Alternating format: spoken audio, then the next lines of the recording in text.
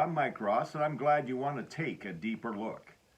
This segment is from my February 27th message, and we're going to look deeply, or should say more deeply, into the person responsible for your life. Let's look at the Great Commandment for some insight. Matthew 22:34 through 40 out of the NIV says it this way. Hearing that Jesus had silenced the Sadducees, the Pharisees got together. One of them, an expert in the law, tested him with this question, Teacher, which is the greatest commandment in the law? Jesus replied, Love the Lord your God with all your heart, and with all your soul, and with all your mind. This is the first and greatest commandment, and the second is like it. Love your neighbor as yourself. All the law and the prophets hang on these two commandments. Now, notice the best way we can prepare ourselves is to be responsible to love the Lord your God, or my God, with all of our heart, mind, soul, and of course in the King James it talks about strength as well, and I like that. So all of our heart, mind, soul, and strength. Maturing in these four areas allows us to live out our values, which are to love God completely, love ourselves correctly, and love others compassionately. That is the Great Commission and Great Commandment put into practice. So we want to mature in our knowledge of God, in our heart. We've got to grow. We've got to really draw near to Him in our emotions and be strong in Him when we face adversity. Now, while maintaining a Christ-like attitude and action in our lives on a day-to-day basis can be very difficult. So that growth that we are just talking about puts us in the best position possible to be responsible in every area of our lives.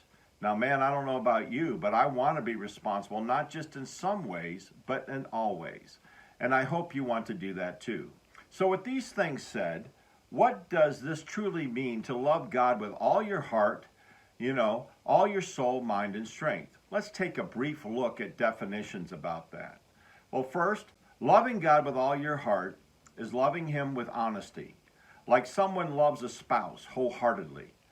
Even when we don't understand all of His ways, we can love Him with a heart that says this, yes, I'll follow you, and yes, I'll trust you. Even when we feel distraught, lost at sea, so to speak, we can love Him by saying, I am my beloved's, and my beloved is mine.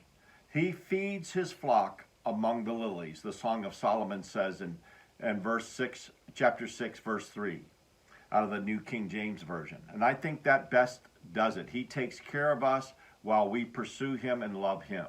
Next, loving God with all your mind is loving Him by turning our thoughts to Him, like Philippians 4:8 tells us. Think on whatsoever things are good, whatsoever things are lovely, whatsoever things are pure, whatsoever things are honest, whatsoever things are good report, and so on.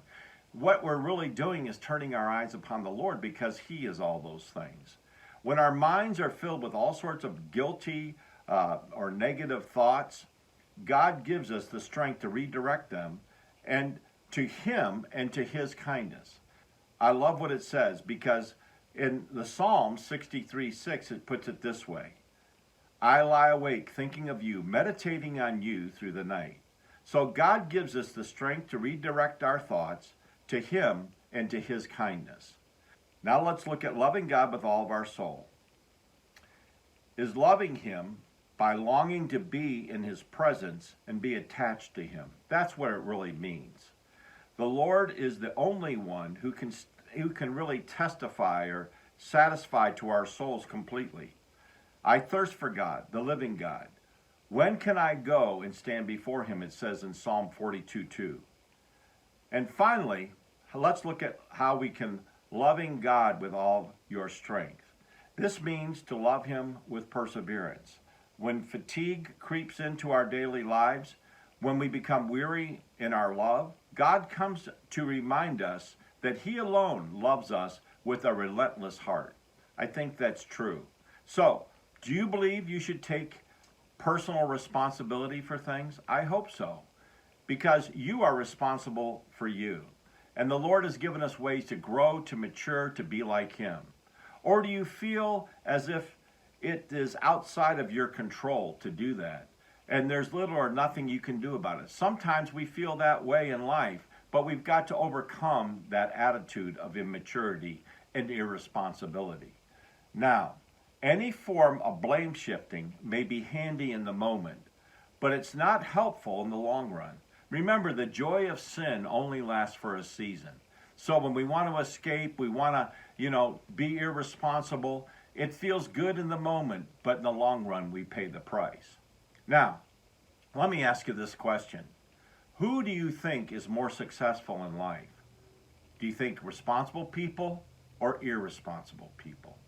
Obviously, I would think responsible, don't we? Who is more content? Do you think responsible people or irresponsible people? Obviously, these are redundant, but they're true. Responsible people are more content, more successful. And which people do you think learn from their mistakes and keep growing and improving? Obviously, responsible people. So there's many benefits, to being responsible, while there's none that are fruitful to being irresponsible. Now, while responsible people are not perfect, they find success and favor in their lives more often than not. When we live responsibly, we will reap the reward, as Scripture says. You reap what you sow.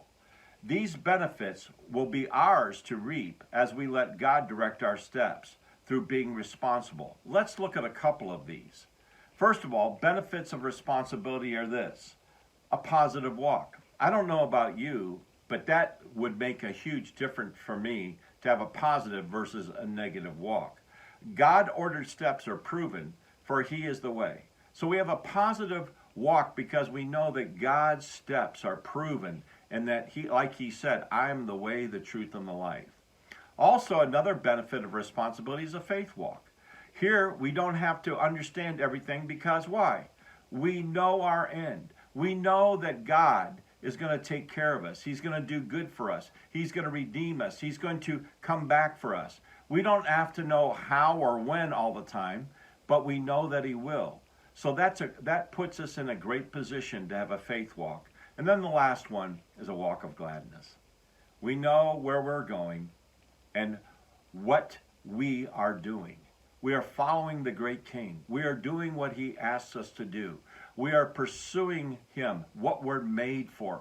We're doing what He created us for. What a great pleasure. And I don't know about you, but that brings joy to me. It brings joy to me to know the truth and for it to set me free and to help me fulfill everything that He desires for me on this earth. I hope it does the same for you. Well, until next time, have a great moment in life with God and with others.